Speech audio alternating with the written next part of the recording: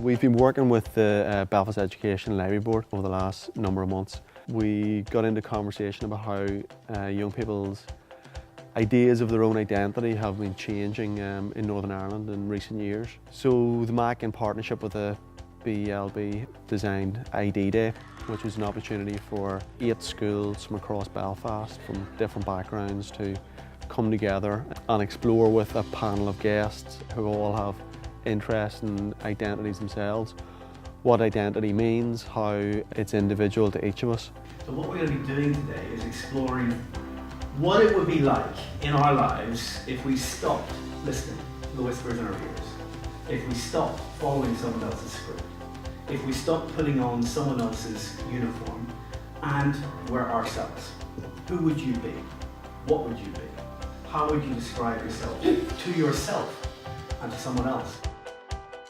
I don't really know what I am. I was born in London and I have parents who are from Donegal and I ski for the British and I love a bit of singing, so when I got on the podium and they presented me with God Save the Queen, I was singing away to myself because I knew that I'd worked really hard. I understand what gay means. Gay means nature, means all of those things. That means natural to me. It means celebration. It means all kinds of wonderful, wonderful, positive things for me now. But I had to really work hard to reinterpret that phrase for myself. And I think that that's what identity is. It's a constant reinterpretation of yourself. When I was a young person at school, I never thought of anyone with a disability. I would have been ignorant as the next person to disabilities. So far I can identify as being a young artist studying university, but I'm more proactive with my youth work as I volunteer in a place called Glennie and it's with young LGBT people, so I kind of identify myself with that. The conversation goes, where are you from? And I'll say Beachmount, and no, but where are you really from?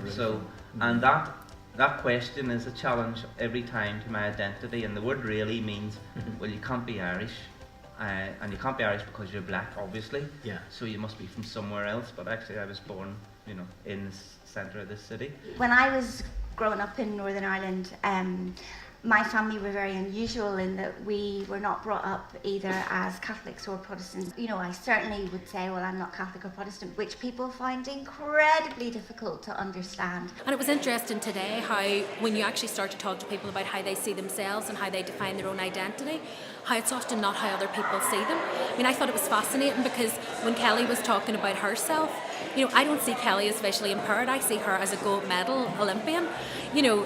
Being visually impaired is part of who she is, but it doesn't define her. It doesn't define what she can do or her ability, and I see her defined more by what she can do and that ability. Young people were provided with workshops here in the MAC in music, drama and visual art. Brian Kennedy and Connor Scott from The Voice led them in a music workshop where the 100 or so students that were here on the day actually helped Brian to write a song which was performed at the end of the day. Very inspirational. I love the workshops and meeting Brian and Connor. We were singing, we made a song, we done artwork and we done a drama workshop. It was really fun. Tim, he's from Belfast. A lot of people don't really see that he's from here because he's black. But then his stories were really good because everyone thought that he wasn't from here, but he actually wasn't, and his stories were really interesting to see what life was like for him whenever he was younger. The students also did a drama workshop with myself, which looked at how to communicate ideas of identity through the body and using physical performance.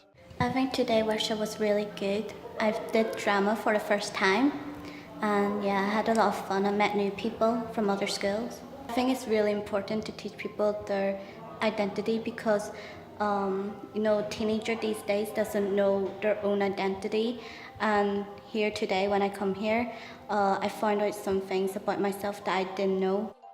And they also had a visual art workshop with Antonio O'Neill, who's a member of the LGBT community and also a young artist, and creates work very much about identity from a young person's point of view. I can also relate to the fact that most of them were saying that it's normal to be lost, like at this age. Like you don't know what you want to do in the future, and that made me really happy because I really have no idea what I want to do yet. And hearing it from them, it's good to know there's many people like us. Mm-hmm. It was interesting hearing about Naomi Long that she feels like British and Irish. So I feel like I do feel Irish, but I feel like it's interesting that you could have both nationalities and you could feel comfortable with both cultures.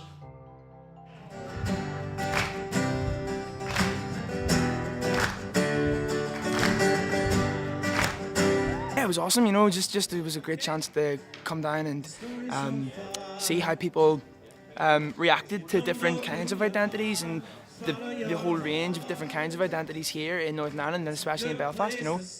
Music's always just a great barrier to break down and explore ideas and talk about certain things, and especially this is a kind of topic where you can really focus on.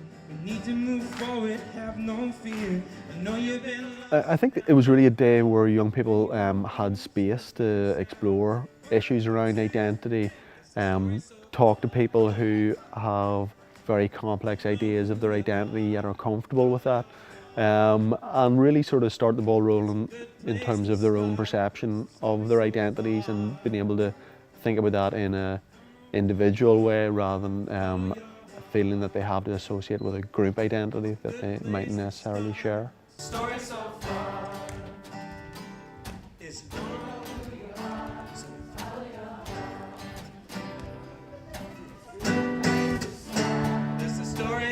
far.